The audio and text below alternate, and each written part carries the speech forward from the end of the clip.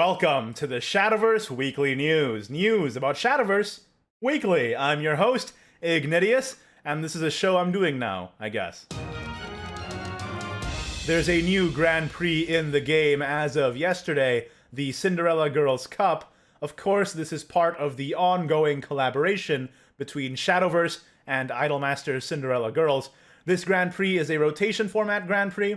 As always, we start in Stage 1, and you have to win 4 out of 5 matches in a round to get to Group A.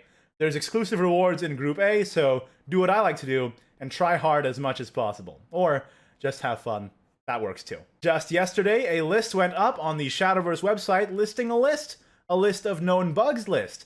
Such a list lists such bugs such as the cards freezing or the game freezing in certain fringe situations.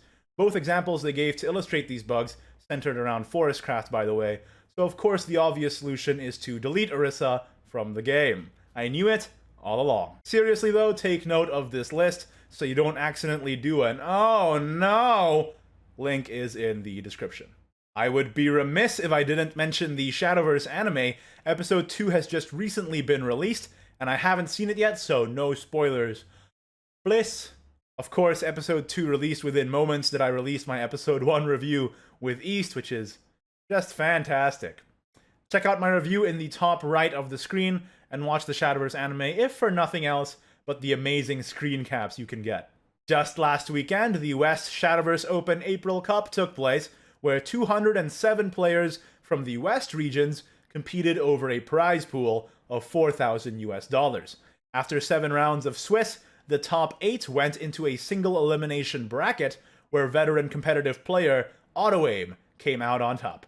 Some pretty cool decks came out of it as well. Highlights include KSLVD's Burn Bloodcraft and Nodamet Kato's post-nerf Machina Forestcraft, which I talked about in a video, link in the top right. I'm realizing now in writing this script that this show is half just me linking to other stuff I did. Link to the full top 8 tournament VOD in the description. Go check it out. Finally, a reminder to everyone out there that the Idolmaster Cinderella Girls quest mode is still running until the 20th of April. So make sure you've cleared all of the quest missions and gotten enough points for all of the quest rewards so that you're not missing out on anything. If you need any help regarding some decks you could use to clear these missions, well, there's a certain Shadowverse YouTuber I know that can help you out. It's me. That's it for the news! Let's move on to the Community Showcase. If you want a chance for the Shadowverse content you've created or others have created to show up on this segment, please tweet at Ignideus with the hashtag Shadowverse Showcase to let me know.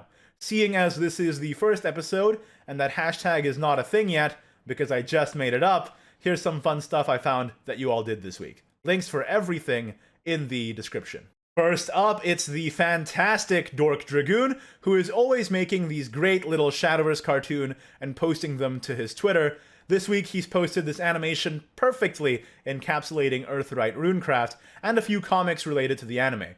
I do hope Ignis Dragon does make it to the actual game soon though, and not just so Hero can stop being a cheater. Next up, Fuchsia wrote an article for Tempo Storm recapping the Morningstar and Morningstar conclusion arcs of the story mode. It's a great primer for people who aren't caught up with the goings-on of the story and want to catch up with the goings-on of the story. It's especially relevant since the story seems to be playing a larger role in the expansions as of late, given Steel Rebellion, Verdant Conflict, and of course, World Uprooted. The article ends with stating that a recap for the Guild War arc is coming, so keep your eyes peeled for that.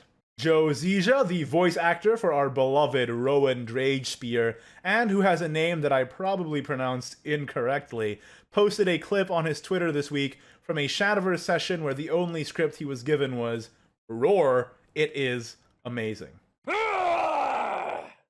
Okay. Lastly, Crunchy Munchy on the Shadowverse Reddit is back at it again with a deep dive, over-analysis, and breakdown of the battle that occurs in Episode 2 of the Shadowverse Anime. Previously, they did the same for the final battle in Episode 1, and similarly to that post, this one contains the subtext of someone slowly losing their sanity, trying to make sense of anything that's happening. The top comment put it best: "Can't wait for the rune guy to absolutely obliterate your mind trying to track spell boosts." Now we close things off with some announcements. This weekend, SEAO Shadowverse Open April Cup is happening. Players from all over the SEAO region will be competing in Swiss rounds on Saturday, then the top 8 will compete in a single elimination bracket on Sunday to win their piece of a $4,000 prize pool. Registration closed earlier this morning, but you can still tune in to the top 8 playoffs on Sunday at twitch.tv/SVO_esports.